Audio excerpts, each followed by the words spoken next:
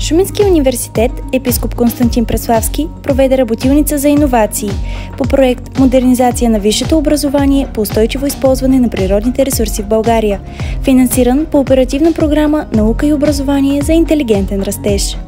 Работилницата за иновации събра студентите в дискусия на тема „Алелопатията в растителната защита“, която беше модерирана от ментори, експерти в областта.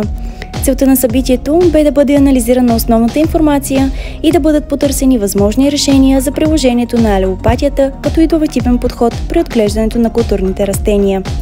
Дейностите по проекта се реализират в партньорство на Шуменския университет епископ Константин Преславски, с Минно-геоложки университет Свети Иван Рилски, Лесотехнически университет, Технически университет Габрово, Тракийски университет Стара Загора и още 7 водещи университети в Европа.